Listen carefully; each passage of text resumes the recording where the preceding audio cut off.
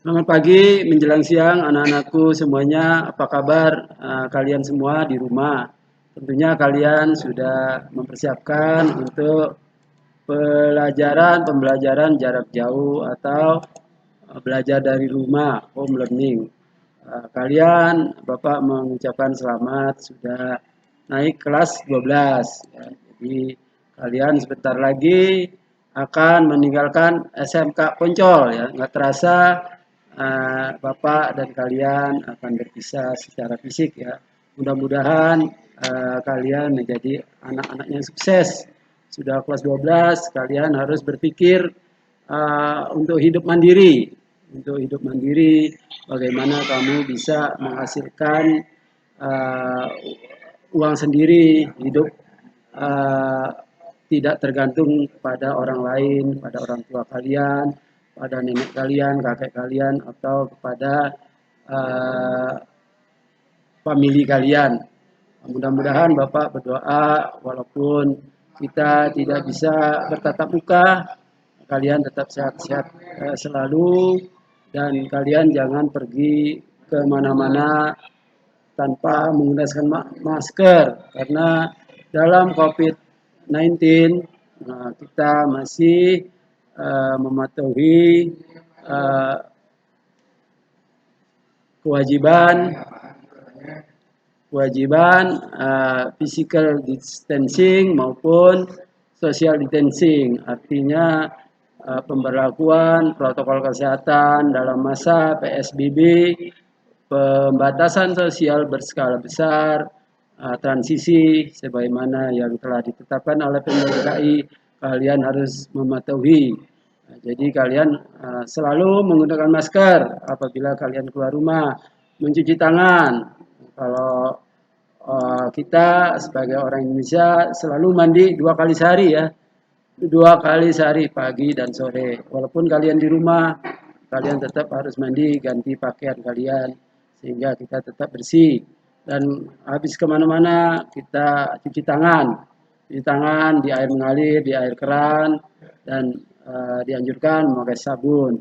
Dan jangan berkerumun, walaupun kalian anak-anak muda, tentunya kalian rindu sama teman-teman kalian untuk berteman ya, bergaul, tapi jangan terlalu sering berkerumunan karena kita masih dihantui oleh COVID-19.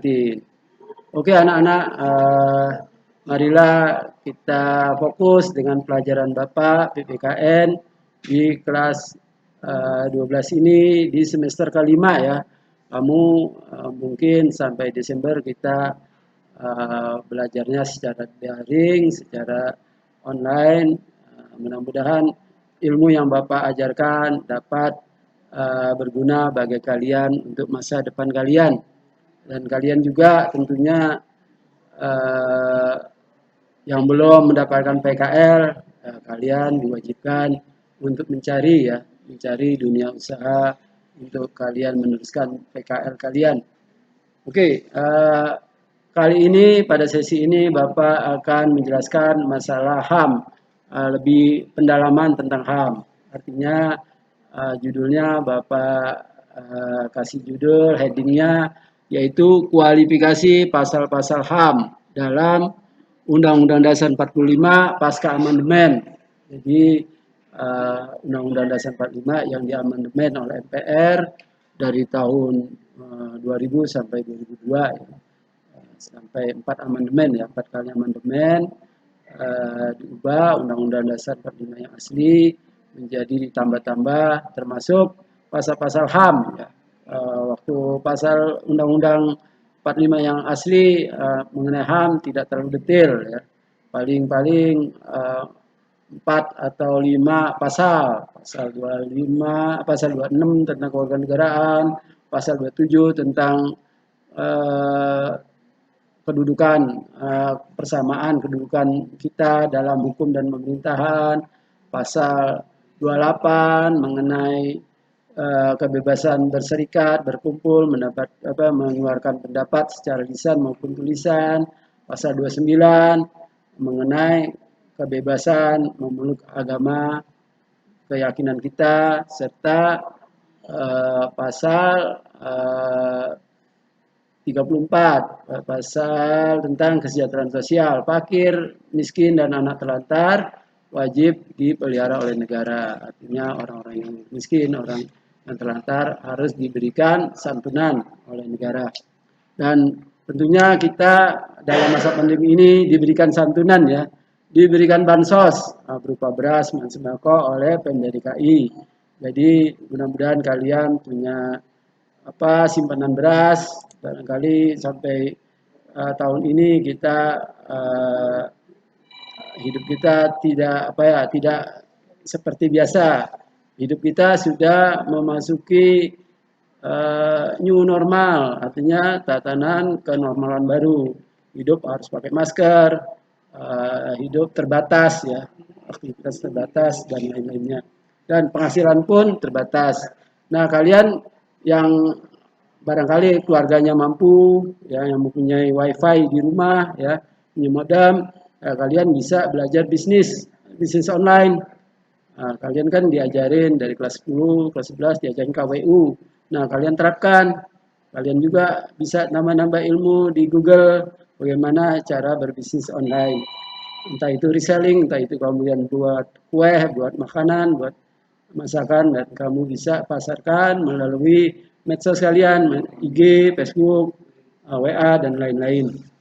Oke, kualifikasi HAM dalam Undang-Undang Dasar 45 dan tadi Undang-Undang Nomor 39 Tahun 1999 tentang Hak Asasi Manusia. Mengapa dikualifikasi? Artinya dipilah-pilah, artinya dikualifikasi ya. Mana yang ada di Undang-Undang Dasar 45, mana juga di Undang-Undang tahun 99, Undang-Undang Nomor 39 tahun 1999.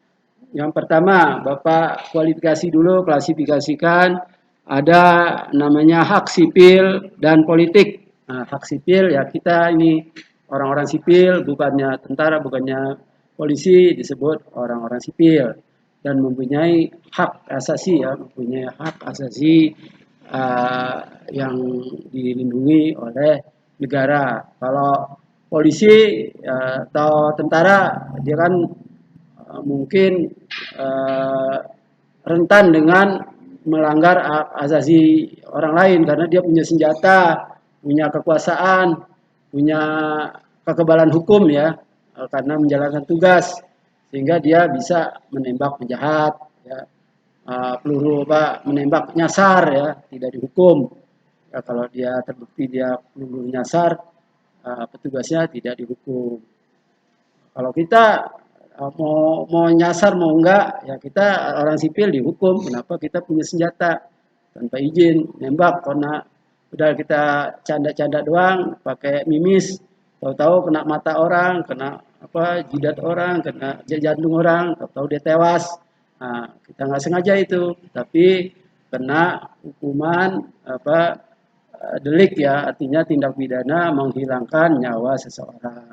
Kamu bisa kena KUHP pasal 338, artinya barang siapa menghilangkan nyawa orang lain akan diancam pidana ya, minimal atau dengan ancaman misalnya seumur hidup ya 10 tahun atau hukuman mati kalau dia berencana. Kalau nggak berencana ya paling-paling seumur hidup maksimal.